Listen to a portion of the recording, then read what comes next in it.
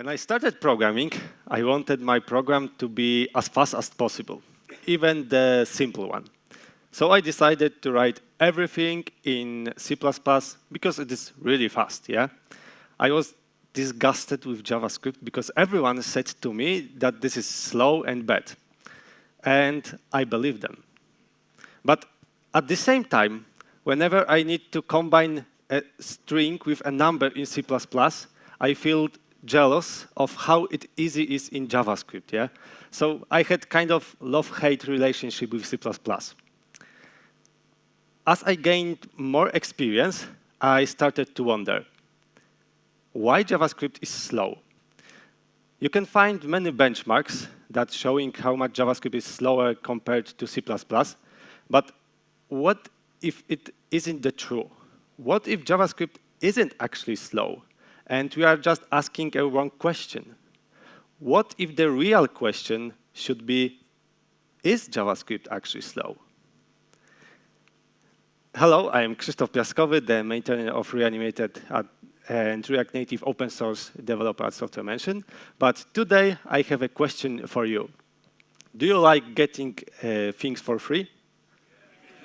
I hope you do, because we can get free performance boost with Static Hermes. There is a lot of confusion about what Static Hermes is, and it's simply the next version of Hermes engine that comes with a bunch of smart optimization. Static Hermes offers different modes with different performance level. It can interpret plain JavaScript or TypeScript, but also can generate bytecode from them. Moreover, you can enable JIT compilation in the runtime, or even compile your code to native binary. Let's focus on the difference between interpreting plain code and bytecode. Okay. When your app is running in debug mode, Metro serves the entire JavaScript bundle as a long string. At runtime, Hermes has to parse the whole bundle into tokens, and next to AR, which is intermediate representation. You can think about it as a kind of assembler language, but for virtual machine. Then Hermes applies some optimization, and finally, it can start interpreting the code. And it's happened, all this happen in runtime. Parsing the entire bundle into runtime can take a lot of time, especially if your app is quite big. And this is where the bytecode appears. Bytecode is produced by a Hermes compiler on your local machine when you build your release app. The compiler parses the code, applies more advanced optimization, and generates the bytecode. And the bytecode is a binary format, so you can run it by a virtual machine without any additional overhead.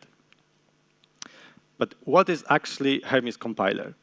So it's time for first demo.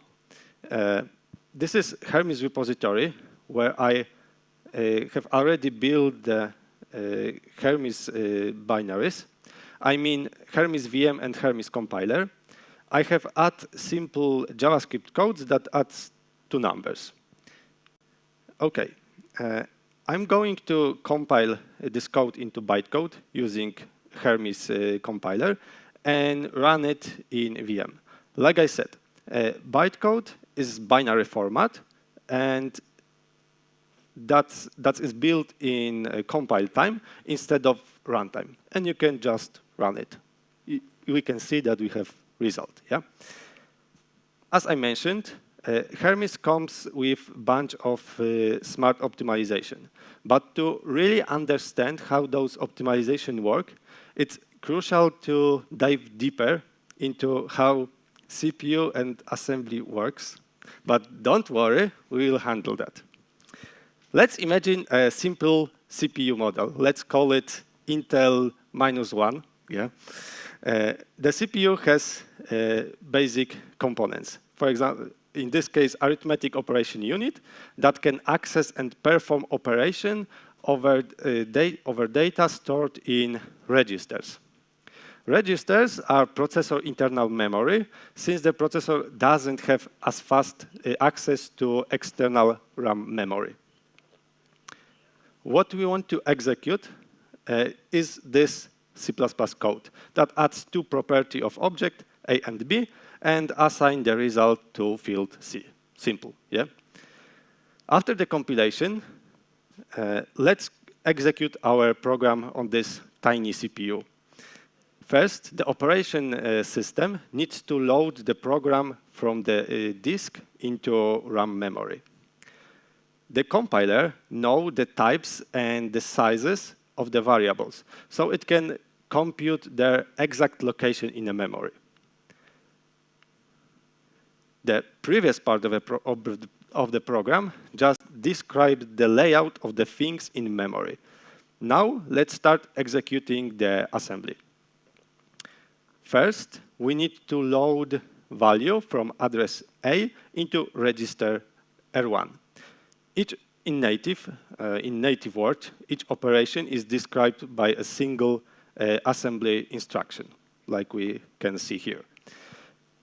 Yeah, and we loaded this value to register.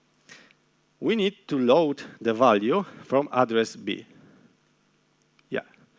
Once we have all values in register, the arithmetic unit can perform operation on register 1 and 2. Yeah. And finally, we can move the result from register R3 back to RAM memory. And that's how it works in native code. All code is transformed into assembler instruction that the processor can understand. In JavaScript, it's quite different because JS is dynamic language, and it doesn't know information about types. So the virtual machine has to do a lot of extra work. The interpreter can't simply compute the memory addresses for each variable, like in the previous example. Let's consider the same code, but in JavaScript. Instead of focusing on assembly, we will dealing with more high-level virtual machine instruction, which under the hood, those VM instructions are mapped to more than just one native assembly instruction. We need to check if the variable is defined and if it's an object. We need to check if property A exists. Once we know that it exists, now we can load this property into a virtual machine stack memory. We need to check the type of this variable. We check if B exists, load to stack memory, check type, check if it's possible to perform operation on given types, perform this operation, check if property C exists, because we want to save something, and finally, we can save value to property C. And that was a lot. Can you imagine how many assembler instructions it would require? Don't worry, I will show you. With Static Hermes, you can generate the assembler code needs to execute your actual JS. It shows how much work VM has to do because it hasn't type information. You can see that simple program requires almost 900 of instruction. But thanks to the Hermes team, there is a hope for us. Now Hermes uses type information, for example, from TypeScript to optimize the bytecode. But what do you mean? It's easy to say that compiler uses type information, but how it actually works under the hood, yeah? Let's consider our last example again, but this time, let's add type information to code. When you have enough type information, you can get rid of some unnecessary instructions. You don't need to check if the variable is an object or if the property exists. You don't need to check the type of variables in execution time anymore. Basically, you need to do this. this, and that's why using type information is a game changer. But does it remind you of anything? Now you can see clear relation between assembly and virtual machine instructions. So let's check how adding types to our previous example can affect the amount of required assembly instruction. Now we need almost 3 times less assembly instruction than before, and that's pretty huge difference. As you may see, it's all about types. The key to optimization is to figure out how to avoid unnecessary checks and recognize cases when you can do less. Because when you do less, you are faster. There is a trade-off. Someone needs to do more, and you choose. Or it's you or the interpreter. So I will ask you again, is JavaScript slow? No, it isn't. It just do a lot of for you. No matter what language it is, assembly, C++, or JavaScript, the only number of instruction matters. Let's get back to the rest of the optimization. When you write your app, you probably create a lot of small functions. But calling function is expensive. To optimize it, compiler replaces the function call with the body of function itself. Take a look at the example. We want to compute the area of square with a size of 5. So we call compute area, which calls compute square, which multiplies to number. You can see the chain of function calls. The compiler, to optimize it, replaces the call compute square with its body. Then it will replace the call of compute area. And we ended up with a trivial operation that compiler also can just simply solve. As a result, at runtime, we have just a value instead of additional function call. When you create, we often also create many small objects, but allocation are expensive too. To reduce the amount of allocation, the compiler tries to decompose the object into primitive types. In effect, the code that uses object syntax will be transformed into local variables that don't require complex allocation. If you want to learn more about optimization in Hermes engine, I can really recommend great Neil's talk from the Hermes engine team. JIT is another cool feature in Hermes. Just-in-time compiler collects information about method invocation. For example, if you have a function that you call it multiple times, passing a number as an argument, JIT will recompile the function, assuming that this argument will be always a number. However, if the type changes in the future, the compiler will fall back to previous slower implementation. And this part is a good one. With new Hermes compiler called Hermes, if I pronounce it correctly, you can compile JavaScript or TypeScript code into standalone native binary. You can run this binary directly on your CPU without virtual machine. Is it awesome? Yeah.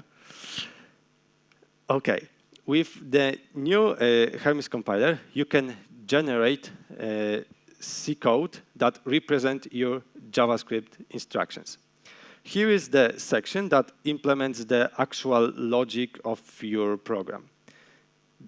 Yeah, that's the section. And the rest of the code is responsible for implementing the virtual machine behavior. Yeah? You also can generate the assembly version of your code. And it's quite long. But don't worry, we will not read it. And finally, you can compile your code into real binary. You can, yeah, let's wait, okay. You can see that it has regular executable binary format. And it can be run as standalone binary. And for me, this is mind-blowing that we can just run JavaScript as a binary, but I'm not sure how you feel about it. OK, so what kind of performance we can achieve with a binary format?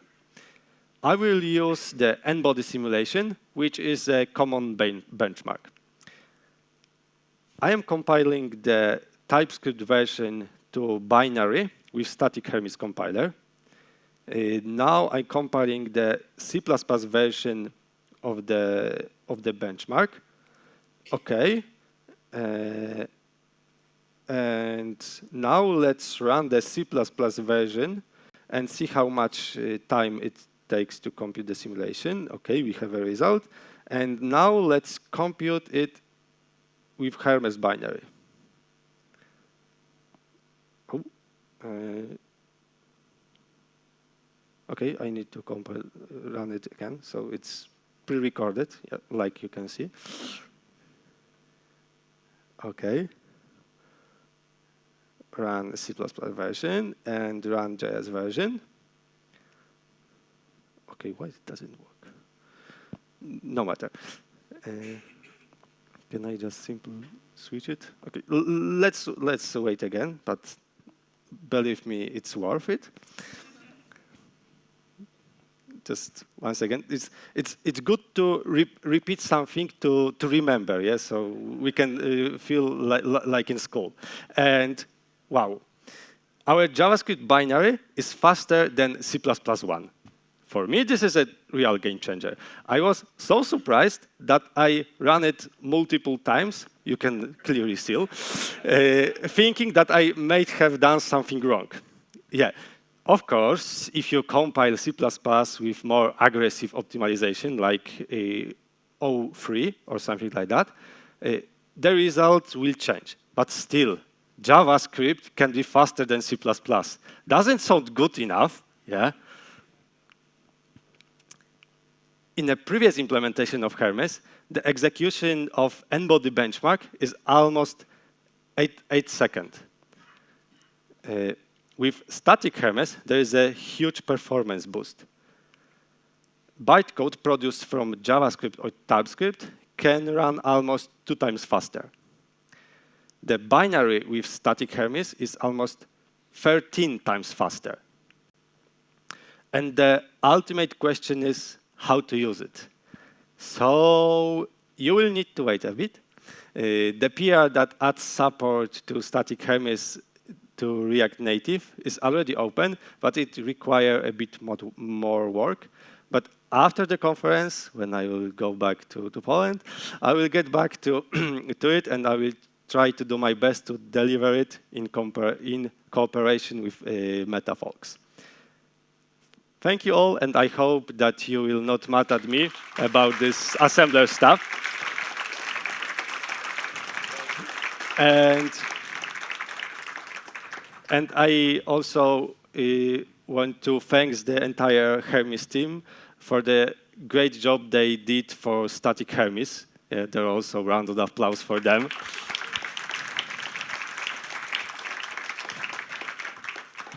And the last thing, remember, JavaScript isn't slow.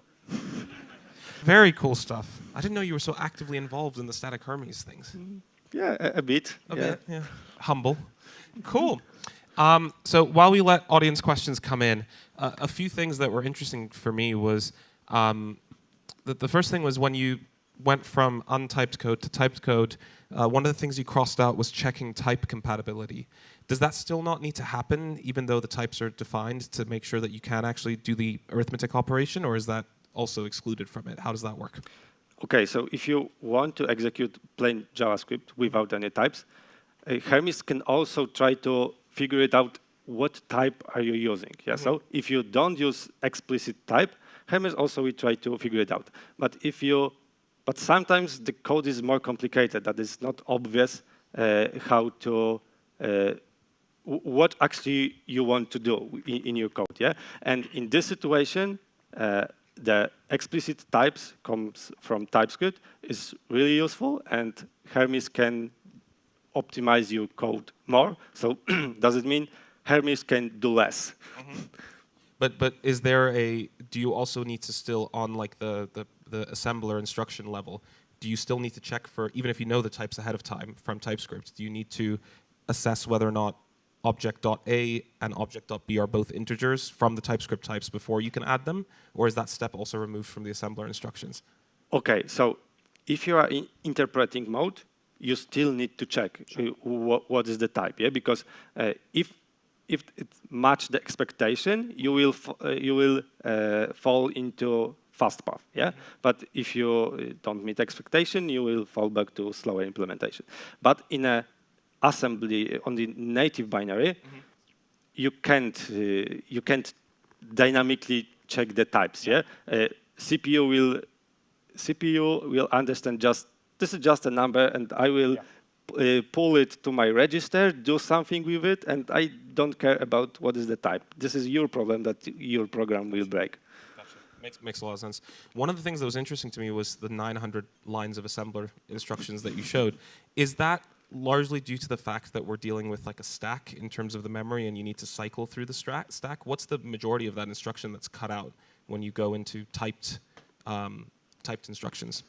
Okay, so I used Static Hermes to generate those instructions, and if you and I disabled all optimization from the code. So it's because with current implementation of Hermes, this is not possible to generate assembly instruction. So to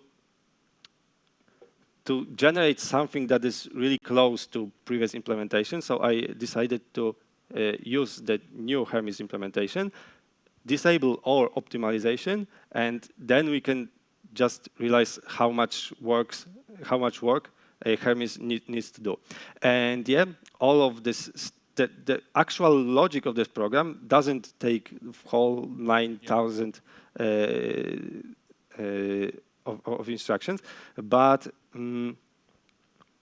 because it also contains the logic of the VM, also dealing with stack memory, checking the types, and basically run loop. That makes sense. Okay, we're going to move on to audience questions. Pierre has asked, if we use the types to do optimizations, what happens if our types are wrong on the TypeScript level? Is it, like if you just put a bunch of TS ignores or any types, could we end up having runtime crashes, or is it just going to be slower? Okay, so it depends on which mode are you using. Yeah, if you're using interpreting mode or plain code interpreting or bytecode interpreting, you can still you have still some additional checks. Yeah, but Hermes assume that this will be this type, and okay, let's do fast path for this specific type. But if you are in native binary, you will there is high probability that you can receive the crash. But there is also, in native code, you can also use any type, but it still generates you much slower code. But if you explicit tell that something is number, but you will pass here string, this should crash. Okay, makes a lot of sense. Will, I think you've coined a term here, Hermes, be integrated into React Native, or will it be a separate library? So I think this is more question to Ricardo, for example. I don't know the plan for the method. The integrating Hermes with React Native, I think this is much longer time, because. Can you give us a timeline? No, I'm joking. Of course, yeah. I'm joking. So if you told me that this is impossible to do it tomorrow, don't answer that. Don't answer that. That was a joke. That was a joke. Ricardo's very angry at me right now. Cool. Have you tried comparing Static Hermes against Bun? But Bun, yeah. I think it's different concept. It's a different concept, because Bun, this is environment and different runtime, yeah. And Hermes, this is also different runtime. So it's and Bun, this is more CLI tool. the first ment isn't for standalone executing JavaScript in environment like mobile development on device. This is different tools. It's hard to compare. How boring does it feel to read JavaScript code now that you know how to read assembly? So I like both of them. Like I said, this is no matter what language it is. Diplomatic answer. This is just the way how you express your thoughts. This is just it. What does it mean in practice? Like, we've talked about benchmarks, and oftentimes benchmarks are different to how things end up in reality. But like, what do you think this will mean in practice for performance boosts that are noticeable inside of actual apps? What places do you think in reality it could actually have a positive impact on? Okay, I also placed some benchmarks in my PR to React Native, and I tested it in Errand Tester app, which is example app in Playground app in React Native repository, and in a runtime I saw almost 30% of performance boost. Of course, it's dependent on which kind of operation do you use, but in average, I think you can reach up to 30%. And is that like 30% improvement in FPS, or is that 30% in CPU usage, or what's time of execution? Time of execution. Okay, cool. One of the other questions that's being asked is, does Static Hermes need TypeScript? Which I think is no, but like, will you have any performance advantages without TypeScript? Yeah, you have. You don't need to have fully TypeScript in your code. Hermes can try to figure it out from just simple JavaScript, and it's as I showed on the graph on my last slide. The JavaScript bytecode generated from the JavaScript and TypeScript, the result was similar. Of course, the TypeScript was slightly faster. But in some cases, when Hermes can enough information, because if you have a lot of hard-coded values, this is easy for a compilator to find out what you actually want to do. But if you have a lot of random inputs from the user, it's hard to assess what it could be. Makes a lot of sense. And lastly, I've left this, even though it has a crap ton of upvotes, but I've left this because it's totally unrelated to your talk, but obviously you maintain a library, so good luck to you. When are shared element transitions coming? Oh, that's a great question. So I have a dream that one day I will have enough time. Can you stand up and do your speech, please? I have a dream. Okay, go ahead. That with Bartek we'll have enough time to do it. This is literally our dream. Okay. Well, I hope you see your dream. I've been told it's impossible to get shared element transitions. Okay, it will be tomorrow. Awesome. Give him a massive round of applause. Thank you so much, Krzysztof. Thank you.